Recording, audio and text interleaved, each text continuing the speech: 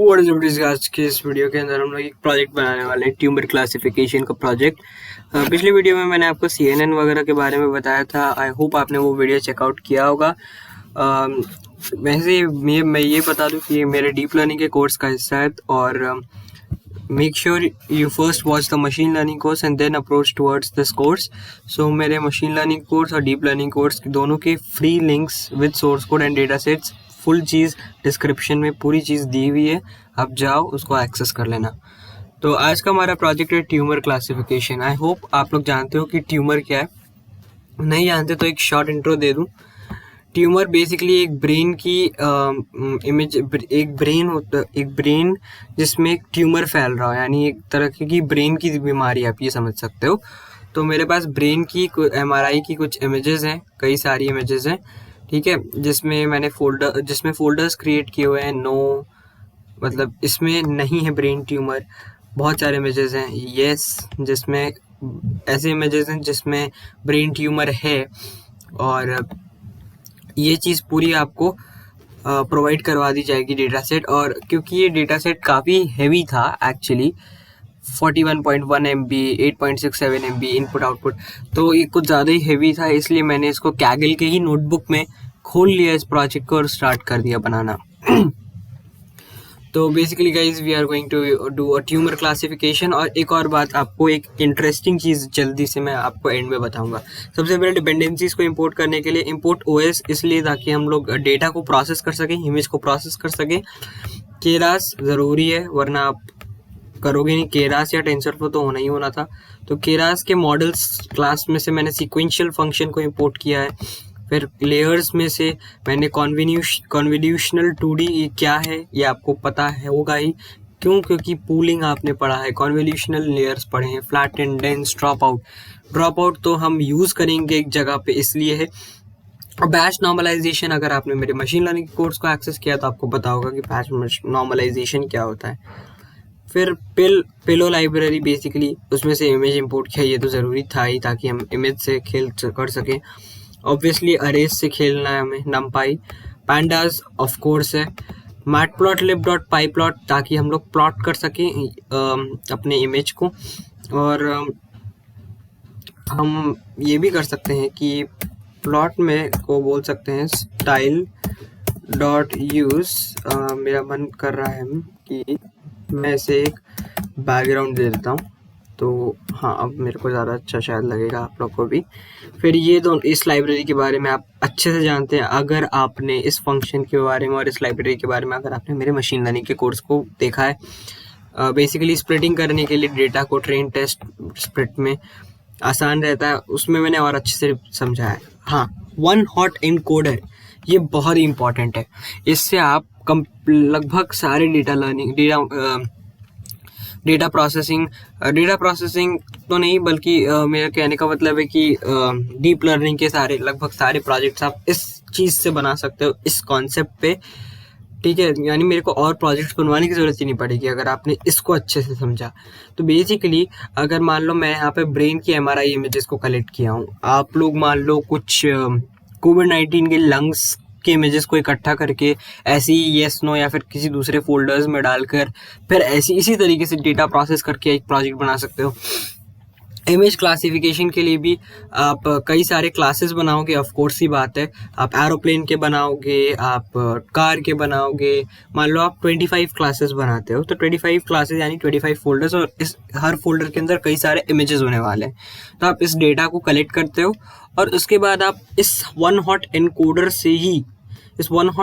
से ही target classes बनाओगे। ये देखो, एनकोडिंग द टारगेट क्लासेस, आप इससे जितने चाहो उतने टारगेट क्लासेस बना सकते हो। जैसे फॉर एग्जांपल अभी मैं आपको बताऊंगा, तो मैंने एक बार अभी के लिए आप समझ लो कि मैंने वन हॉट एनकोडर को एनकोड करने के लिए यूज़ कर रहा हूँ मैं। अब जल्दी से एनकोड कर लेते हैं टारगेट क्लासेस को। पहले इसको रन कर लेते हैं, शॉर्टकट है Shift+Enter। मैंने किया, ये मेरे को एरर दे रहा है, तो क्या दिक्कत है?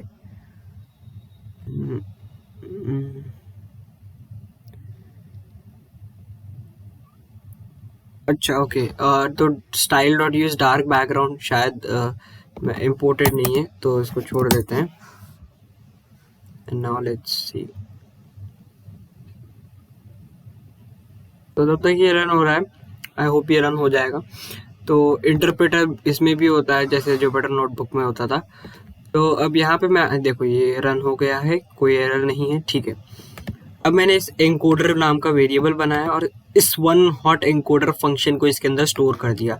अब जहाँ जहाँ हमें वन हॉट एनकोडर की किसी फंक्शन को यूज़ करने की ज़रूरत पड़ेगी, हम लोग सिंपली हम लोग इस एनकोडर को कॉल करके उसके फंक्शंस का एक्सेस कर पाएंगे, ठीक है। तो एनकोडर डॉट फिट क्या किया मैंने,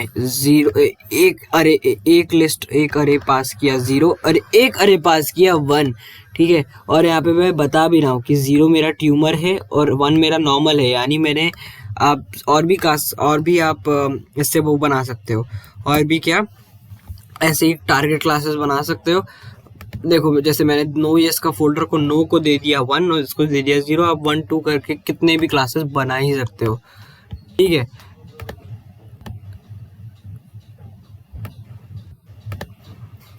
okay, then what we have to do is data process करना है। 3 important list: data list storing image in numpy array form, paths list for storing paths of all images, result list ये बहुत ज़्यादा जरूरी है for storing encoded form of target classes with a new normal और tumor। इसका मतलब क्या है मैं जल्दी से आपको एक्सप्लेन कर देता हूँ।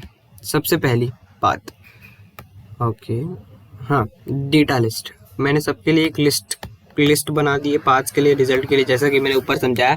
अब डेटा लिस्ट में हमको इमेज को स्टोर करना है नंपाई अरे के फॉर्म में। तो यहाँ पे os.walk में से ये जो यहाँ पर इसको यहाँ पे जो यहाँ पर वो है इसका पाथ है, उसको कॉपी करके आप सिंपली यहाँ पे पेस्ट करो और जल्दी से आप यहाँ पे .jpeg अगर फाइल में है तो हम लोग इस पाथ को अपेंड करेंगे इस आर फाइल के अंदर, ठीक है। फिर इस तरीके से हम लोग अपने डेटा के अंदर स्टोर करें। फिर उसके बाद हम लोग ने पाथ्स को देखा, पाथ्स को भी हम लोग ने जल्दी से यहाँ पर इमेज की शेप को सबसे पहले तो कन्वर्ट कर लिया, फिर हमने अपेंड कर दिया अपने डेटा की लिस्ट में। इतना हमने डेटा की लिस्ट में, रिजल्ट लिस्ट को हमने ट्यूमर के साथ मिक्स किया। उसके बाद विदाउट ट्यूमर का काम हमने ऐसे किया, क्योंकि देखो यहाँ नो दिया, वो पर एस दिया था, और वैसे ही ठीक उसी तरीके से। और देखो मैंने उसमें भी बताया था आपको 128 और 3 स्टैंडर्ड डायमेंशंस होते हैं, और मैंने उसी शेप में उसको रिसाइज भी किया है। और फिर एक डेटा नाम के वेरिएबल के अंदर मैंने इसको स्टोर कर दिया है np.array। उसको मैंने डेटा पार्ट्स किया और डेटा का शेप यहाँ पे मैं प्रिंट कर रहा था। चलो, और फिर रिजल्ट में भी मैंने ऐसे किया, मैंने कहा था डेटा रिजल्ट दोनों बहुत बने इंपॉर्टेंट है। रिजल्ट को मैंने numpy array में कन्वर्ट किया और इसको रीशेप कर दिया 139,2 में, इस numpy array को। तो अब जल्दी से आओ इन सारी सेल्स को रन कर लेते हैं, शिफ्ट एंटर। ये हमारे पास रन हो चुका है। अब हम लोग इस शेल को रन करते हैं, ऊपर वाले शेल को पहले, हाँ इस शेल को पहले रन कर लेते हैं। आई होप ये, हाँ शिफ्ट एंटर। चलो ये भी रन हो गया, कोई एरर नहीं है, शिफ्ट एंटर।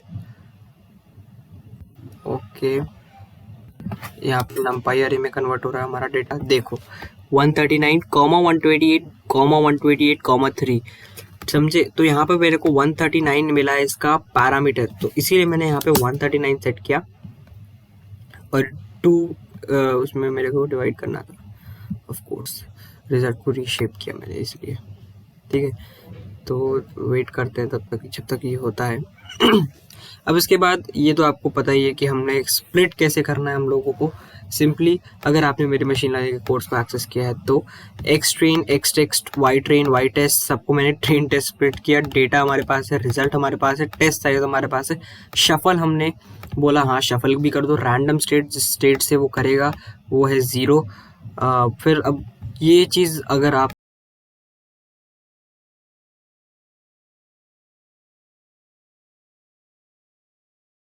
बात समझ में आएगी।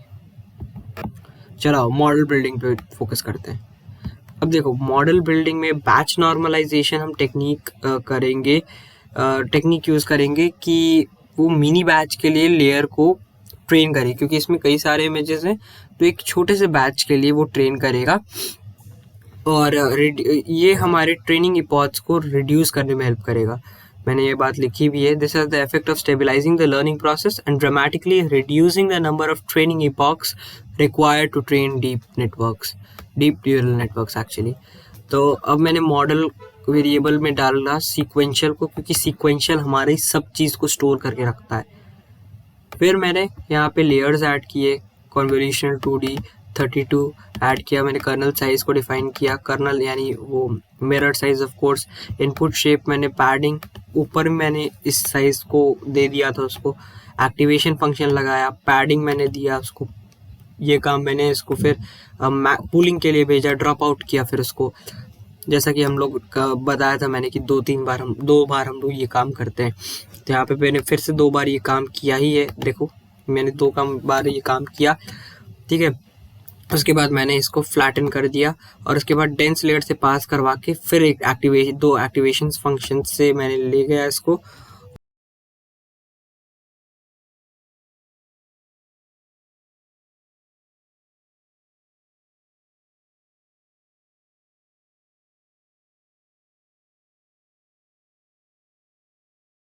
और समझ में आएगा. कन्वोल्यूशनल 2D से गया, आउटपुट शेप 128 32. फिर 2D से फिर गया 128 32. ये पूरा प्रोसेस है कैसे ये CNN ट्रेन हुआ है. 128 64 64 32, फिर 64 64 32 64 64 64 ऐसे करके पूरा ये देखो फ्लैटन कर दिया मैंने इस चीज़ को 65536 में. एकदम अच्छे से फ्लैटन कर दिया, एकदम आराम से अरे किया. फिर डेंस लेयर से पास करवाया, इसको ड्रॉप आउट दिया, फिर एक और डेंस लेयर से पास करवाया, ठीक है. तो टोटल पैरामीटर्स, ट्रेनेबल पैरामीटर्स और नॉन ट्रेनेबल पैरामीटर्स, सब चीज़ की ये फंक्शन हमारे मॉडल को जब सब चीज़ हो जाती है तो ये दे देता है. अब मैं ट्रेनिंग का शेप दे देता हूँ. हिस्ट्री ये एक वेरिएबल बनाया, क्यों? ताकि मैं मॉडल में फिट कर सकूं अपने इपॉथ्स को. 30 है, मेरे बैच साइज 40 है, ठीक है. बैच साइज यानी 40 डेटा सेट 40 इमेजेस. इपॉथ्स मेरे 30 होनी चाहिए, यानी कितने टाइम तक, कितने ज़्यादा देर तक ट्रेन हो. वैलिडेशन डेटा कहाँ से लेगा ये? एक्सटेक्स से, वाई टेस्ट से, ठीक है. और वैलिडेशन डेटा ये है, इस पे फिट करना है, एक्स ट्रेन और वाई ट्रेन पे. तो चलो ठीक है, अब इसको रन कर लेते हैं. अब देखना इपॉथ्स रन होंगे 30, 1 out of 30. देखो ये लॉस फंक्शन भी मेरे को दे रहा है, सब चीज़ दे रहा है. 3 out of 3 230, 1 2 out of 3, ठीक है. तो इसमें अब ये थोड़ा सा ले लेगा टाइम, तो यहाँ पे मैं इस वीडियो को पॉज करता हूँ, क्योंकि इसमें थोड़ा सा ये टाइम लेने वाला है, बहुत थोड़ा सा. So I am going to pause this. So अब हम लोग वापस आ गए. तो देखो यार, इपॉथ्स मेरे ट्रेन हो गए हैं और वैलिडेटेड लॉस हमारा कम ही होता गया है. हाँ, बीच बीच में ऑफकोर्स बढ़ा है, और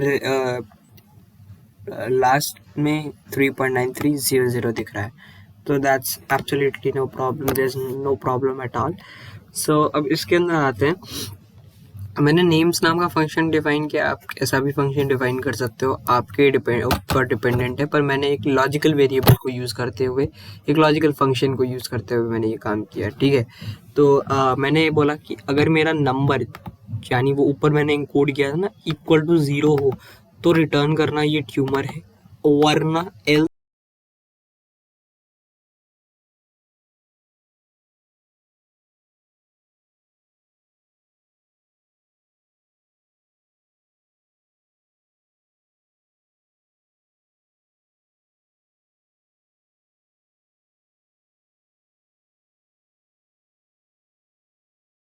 टेबल के अंदर इमेज को ओपन किया. अब ये इस चीज़ को मैंने कॉपी किया है यहाँ से. फॉर एग्जांपल मैंने n17.jpeg यानी इसके पाथ को कॉपी फाइल पाथ, देखो जैसे मैं किसी भी कॉपी के फाइल पाथ को कॉपी कर सकता हूँ, तो ऐसे मैंने फाइल पाथ को कॉपी करा है, ठीक है. यहाँ पे पेस्ट कर दिया ताकि ये इमेज ओपन हो. फिर मैंने इसको रिसाइज किया ये दोनों पैरामीटर्स में, क्यों? क्योंकि ये स्टैंडर्ड है, हमने ऊपर डेटा को इसी तरीके से प्रोसेस किया था. फिर हमने इस बैच को दिया जो कि हमारा x है, क्योंकि हमने यही हमारा डेटा है, इसको मैंने दिया x में. क्लासिफिकेशन में मैंने numpy अरे में से रिजल्ट, जब हमारे np.max रिजल्ट में रिजल्ट को मैंने पास करवाया, मतलब हमारा जो मॉडल डॉट प्रेडिक्ट है, और उसको 1 और 0 के फॉर्म में यहाँ पर लाने की कोशिश की है। फिर मैं जल्दी से यहाँ पे इमशो फंक्शन का यूज़ करके इमेज को शो किया हूँ और मैं प्रिंट कर दूंगा सिंपली क्लासिफिकेशन के कॉन्फिडेंस और वो सब चीज़ को।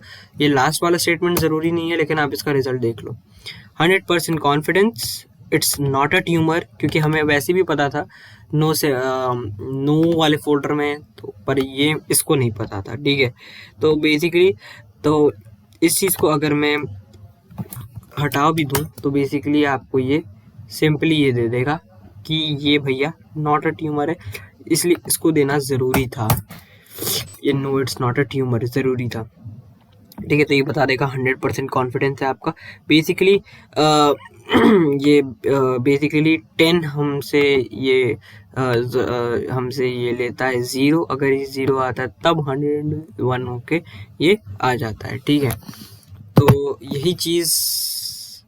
यही सेम कोड यहाँ पे पेस्टेड है, और यहाँ पे इस बार मैंने एक वाई येस वाले के साथ खेल किया है, और अब इसको अगर मैं प्रिंट करूँ तो ये बोल देगा हाँ भैया it's a tumour. So basically our model is working quite fine, and basically मैं ये बताना चाहता था इस प्रोजेक्ट के माध्यम से कि आप इस इनकोडर का यूज़ करके क्लासेस बना सकते हो, ट्रेन कर सकते हो, और इससे कई सारे इमेज प्रोसेसिंग के प्रोजेक्ट्स बना सकते हो, ठीक है। तो आप इन चीज़ों को खुद से ट्राई आउट करना। Thank you for watching my video, and make sure you subscribe my channel, और मशीन लर्निंग कोर्स और डीप लर्निंग कोर्स को पूरा ज़रूर एक्सेस करना। Thank you for watching my video, and I will see you next time.